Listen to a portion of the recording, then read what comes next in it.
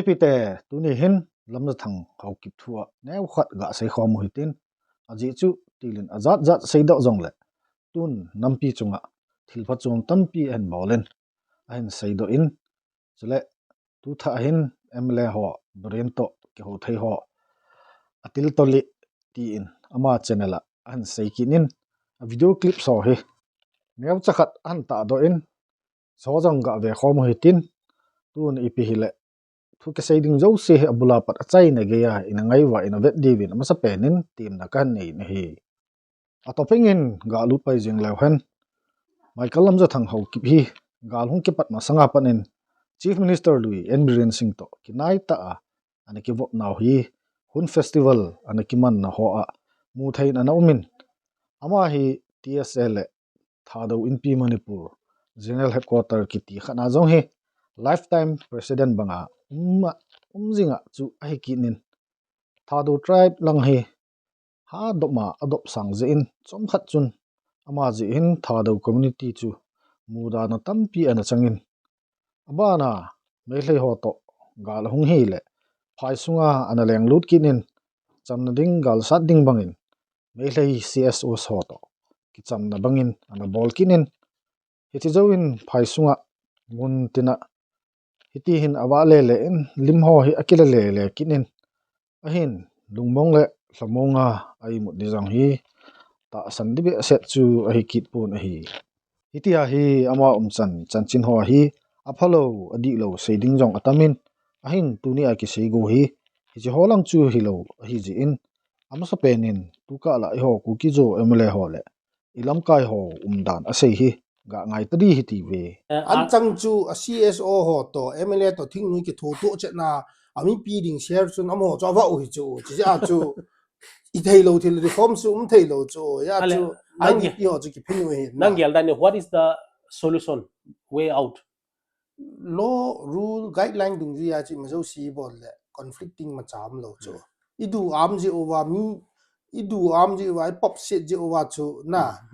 boy chu ke kalung don na pen ta chu family le conflict sunga mai chang cho ding ngai kap ding ngai plus CSO leader ho khu unemployed ngen hi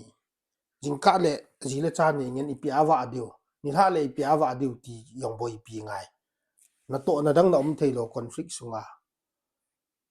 aji cha awa adio mai lo front line kap du thai le dio plus building in nong ke sa chu ka vet nai le na mo hi thado mbal je ngai cho ja chu ka vet nai hi le ami pi ding share chun IDP ho ding share pa chun CSO ho so wa hi cho sponsor hi ja chu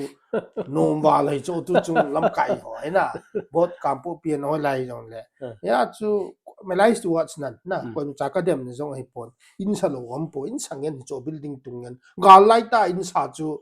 ki lam kai ho bu ka he cho ken mi dang ka he ka lu ga lai ta gari ki cho na front line na mai chang kap ding am ta poi ho ta ho na I cho ta bang je vet nai le ni ta san thei ding a je ngai lam kai ki ti hi na cho ta bang chu ka ga mu dol hin ya chu ga sei nom pen chu yes law rule chu phata ki implementing le kam sung chu boy di hi na mai thei hin na ga hin deal dan khat na deal naw te ei sung chu ti bol ding ham ti chu lo hi chu abanin Manipur Governor Ajay Bala Koma BJP spokesperson hi nazalin lekha na thonin aman asaina achun Chuchanpur district sunga PMG KY scheme noya anchang hi na banga ki hop lo le NFSN noya anchang manbeya ki hom ho achang ding dol ho changlo hi a office akuna la ki kaido a ki homa ki jilut ahi a ki hom kitlo chi ho chunga hin het sa na ananein PDS izen ho ki chip nam alo le koi ki chip na hi het do ding in jong ana sei be ki nin tuni chun hi cho thu a hin director CAF and PD in aman hitia governor ko ma lekha na thot ji chun DC le DSO chun gang chela hi chi thu a hi a thu a huluwa ipidinga NFSL PMGKAY akuna anchang ki hom 100% ki kai do chu dealer son hop lo ham hi chi ho thu a hi hi cho ji a hi hi chi anchang Hohi achang ding dol ho chang lo hi vin hi chia hi cho thu a hi gang chela achang ding dol ho achan theina divin tin tuni chun ke bonusing director CF and PD Manipur chun thusu han bol kit vin hi chungchon chun tuni chun a WhatsApp channel a birian alo le mai thei til toli koi na hiuvam tu chun hungki phong vin le mi pi bol sa be dina tiu ham saving peace ball di hi zong le lungtheng sela mi pi sei pi vin atin a video hin koi chu ga ve kitari hi ti ve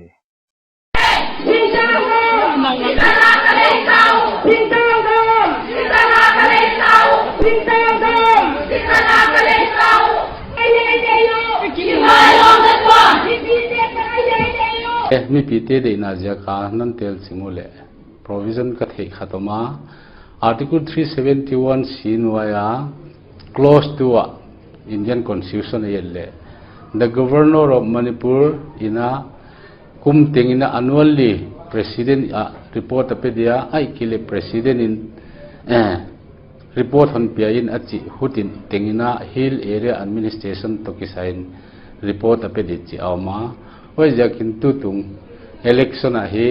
mi piten happy na hon pia non tel chimule why provision jangin center te ki phule chi hi katuple kangim te lakha khata he Kongku thangchin chibuchi te eimi te gamani a naga gamadam kongku thangchin chibu tabang bang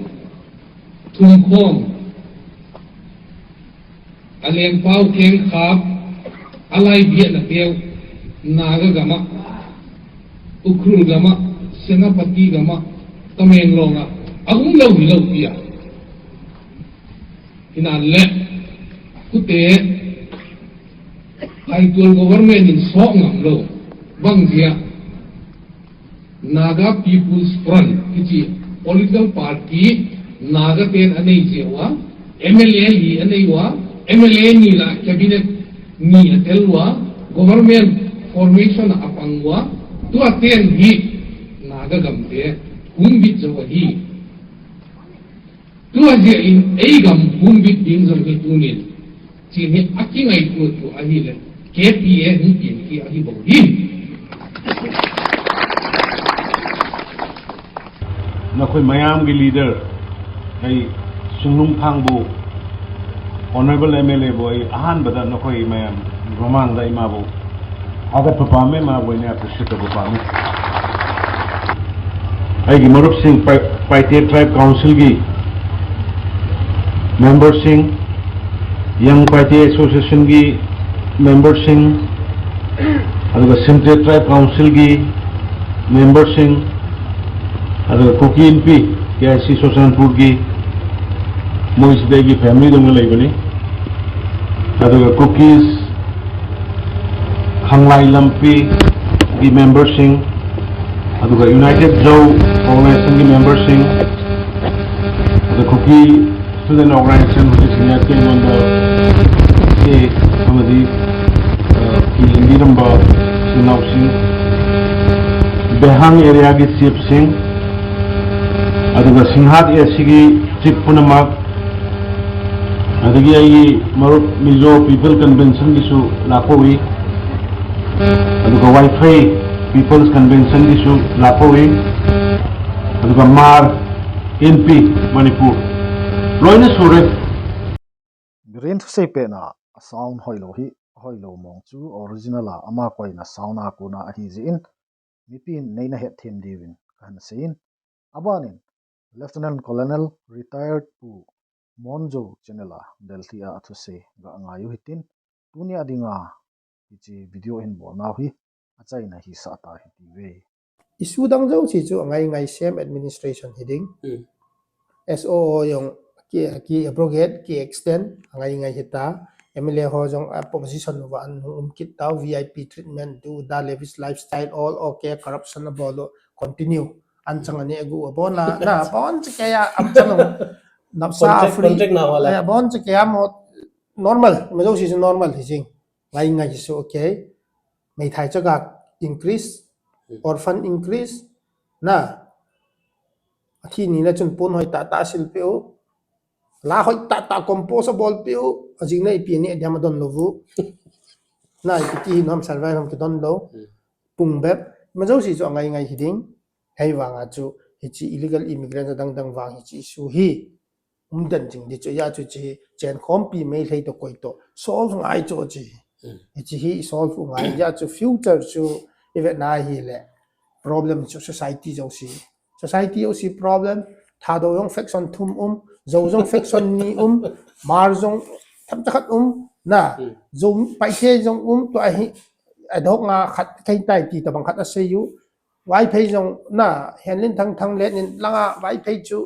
KUKI zo langa pu lut kit langa pu lam khauten chi langa GPC ti kha zo pu lut kit mo si boita atam yong ki lo he chi problem zo si solve thai na ding chu problem chu ki ho lu ngai chu chi ki hol na ding nga chu ipihamitia hele we should not be carried away by dreams na reality enjoy ka se mga truth telling nga chu ipui wa public trust to confidence in ei loi lo ai hele chun